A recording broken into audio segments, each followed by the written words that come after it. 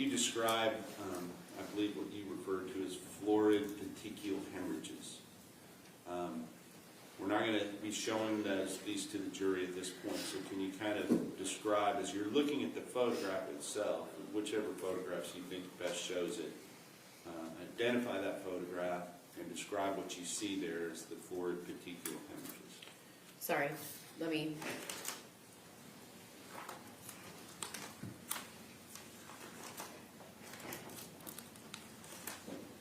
So in States Exhibit 236 and 238, they are photographs of the right eye showing petechial hemorrhages in the whites of the eye, which is called the sclera, and within the lining of the eyes, which is called the conjunctiva. And then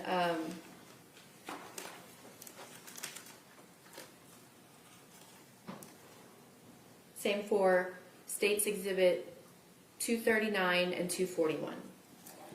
And what is the significance or possible significance of finding these florid petechial hemorrhages in the eyes, such as in the case of Athena Strand? Again, as an isolated finding, can be very nonspecific. You can see them in different types of deaths. Sometimes sudden cardiac death, you can have those. Sometimes depending on what position that you die in, you can see those. So as an isolated finding, petechial hemorrhages are not diagnostic, but again, taken in a constellation of findings can be. Okay. And taken into the constellation of findings in this case, was that significant to you? Yes. In what way? Because it wasn't just petechial hemorrhages in the eyes, it was her entire face, basically her entire head, with all of that congestion. So it implies that blood is pooling in that region of the head. And what are the possible causes of that kind of blood pooling in those regions of the head? So my big concern was that there was an asphyxial component to this death. And you say asphyxial component. Can you explain that to the jury? Asphyxia is a fancy word.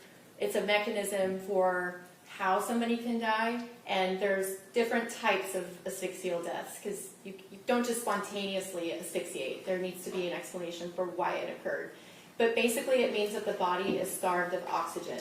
Either the blood supply is cut off or not able to supply blood, especially to the brain or the airway, or the person is not able to actually breathe and get that oxygen into the body. So examples of asphyxial death: smothering, strangulation, mechanical asphyxia, chemical asphyxia, carbon monoxide is an example. But that's an overview of asphyxia.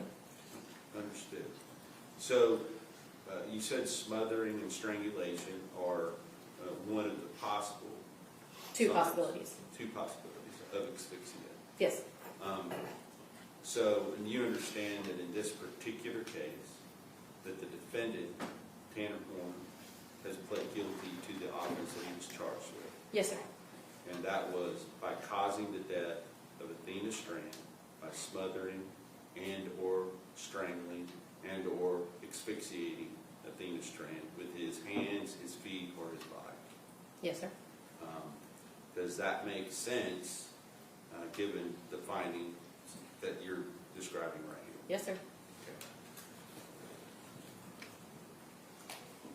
Okay. In addition, do you, first of all, with asphyxia itself, is that a type of blunt force trauma? Or strangling and smothering and strangulation? Yes. Okay. We had a question clarified. The question was, with asphyxia itself, is that a type of blunt force trauma or strangling and smuggling? Strangulation. If I can, And strangulation. strangulation and smothering, are those a type of blunt force trauma? Blunt force trauma would indicate that the body comes in contact with a blunt object. That could fall, those both could fall under the umbrella of blunt force injuries. Okay. So, in addition to that type of blunt force trauma, if you see other indications of blunt force trauma, Yes, sir. can you just from the opening photographs, kind of describe what you're seeing that indicates to you that there was other blunt force trauma? So, types of blunt force trauma, would be as something as superficial as what we call an abrasion or a scrape. It's a friction injury on the surface of the skin. Or it could go deeper to where you have an impact and you actually break the vasculature under the skin, and now you have a contusion, also known as a bruise. Or it could go so far as the blunt object overcomes the elasticity of the skin to where now you've got it creates a gash, or what we call a laceration. So abrasions, contusions, and lacerations are all examples of blunt force injuries. What I saw on the decedent was a mixture of abrasions and contusions. I did not see any lacerations on the skin.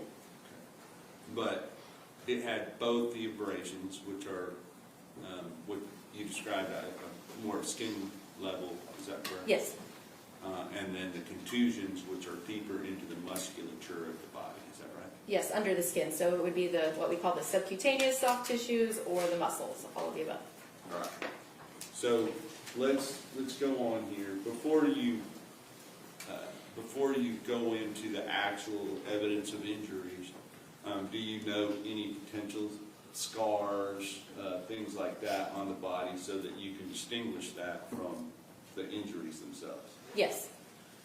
And as part of your bench notes that you keep, do you have a diagram related to potential scars or other things? Yes. And what is the purpose of doing that prior to documenting, or I don't know if you do it prior to or after? What order do you No, do? same time. Just for organization purposes, I don't like to have too much messy writing all on the same page. So this is what I do for all of my cases. I have a separate page for like the potentially identifying features, hair color, eye color, scars, tattoos, etc. And then I do a separate page for any evidence of injury. But they're done concomitantly All right. That's a big word. What does that mean? at the same time.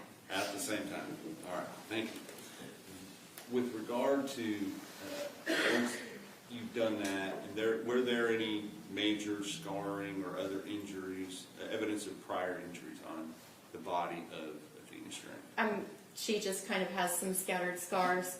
I think somewhere on the extremities, on the abdomen, but nothing specific. Anything unusual for a active, precocious 7-year-old girl? No. Okay. Now, with regard to the evidence of injuries, let's start talking about that. You talk in your report on the bottom of page 2, you begin with what you call blunt force injuries. Can you distinguish, just as far as terminology, what the difference is between blunt force injuries and some other types of injuries? So I described previously that a blunt force injury is when the body comes in contact with a blunt object. Contrast to that would be sharp force injuries, where the body comes in contact with a sharp object like a knife or scissors, a razor blade, etc. Those are a different pattern of injuries. We do not have those here, but just to contrast it with blunt force injuries. Thank you. Now, when you are beginning to document the blunt force injuries on the body of Athena Strand, do you start in a certain area and go other areas after that?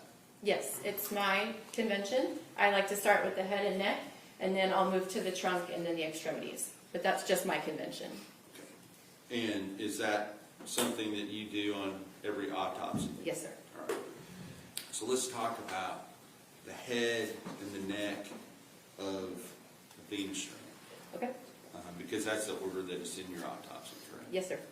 And I want you to kind of give your basic findings, and if you need to, we're going to talk about some of the photographs that go with those in a moment, but Okay. if you need to stop and explain a word, because you know we all won't understand it, if you do that, I'd appreciate it. Sure.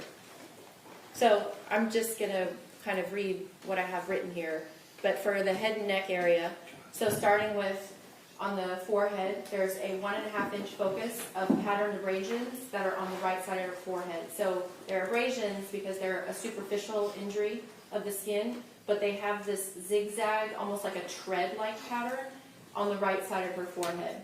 And then she also has a 3/4 inch contusion on the middle of her forehead. She has a 3/4 inch contusion above the lateral aspect of her left eyebrow. She has more of those patterns abrasions, the zigzag pattern abrasions and abraded contusions that actually go across both of her eye areas, across the entire nose, from the root to the bulb. This is the bulb of the nose for me. And also across her mid-face, including the cheeks, the philtrum, which is the space between the nose and the upper lip, and she even has it a little bit on her upper lip as well. She also has a 2 by 2 inches abraded contusion on the right temple area of her face. She has a linear abrasion that's 1 1/4 inches just below her left eye. She has a 1/2 inch pale blue contusion of the left cheek that is just anterior to her left ear. She also has a small contusion, it's a 1/4 inch, that's on the helix of her ear, which is the loopy part of your ear. And she has a 1/2 inch contusion on the posterior aspect of her left ear. And then she also has a red contusion just posterior to her left ear, kind of in this area. She has a 3/8 inch contusion of the lower left cheek. She has a small contusion, it's 1/8 of an inch on the right side of her upper lip. When you actually pull up the upper lip and you see this flap of skin that connects the lip to the gums, that's called the frenulum. Just left of that, she's got another contusion of her gums in that area, and that's 1/2 inch. She has a very small superficial laceration on the interior of the left side of her lower lip. That's 1/16 of an inch. And then she also has, I'm just going to be real, instead of being descriptive, she has what look like bite marks. It's really a curvilinear series of lacerations that correspond with her upper teeth. She has bite marks on the surface of her tongue. There is a 1 inch linear abrasion on the submental region of her head that's under the chin. She's got a contusion of the right side of the submental region of her head. And then she has a 1/2 inch focus and then a larger 1 1/2 inch focus where the skin is kind of a discolored gray-brown. And that also had a pattern of abrasions that is different than the zigzag pattern I was seeing on her face. This pattern is square and it looks more like a grate or like a mesh pattern, and that's on the left side of her jaw. She also has more of those zigzag tread-like patterned abraded contusions across the anterior aspect of her neck and the middle of her upper chest. And then she has a 1 3/4 inches linear abraded contusion of the lateral aspect of the right side of her lower neck. And then on the back of her neck, she has a little focus. It's a 3/8 inch abraded contusion, but there's more of those floor petechial hemorrhages that you can even see on the back of her neck. All right, that's a whole lot. Yes, sir. Was there any area on her head, neck, shoulders, face, back of her head, top of her head, back of her back, top of her chest, shoulders, that did not have some evidence of injuries? All of those areas had injury. And can you render an opinion as to whether those came from one blow or more than one blow? No, that would be indicative of multiple impact. And I don't know if you took the time to go through and count how many times that she would have had to be impacted to have the kind of injuries that you saw. But do you have some number in mind? Multiple. Would you say you saw 10 injuries, more than 10 injuries? That's the answer, Your Honor. Sustained.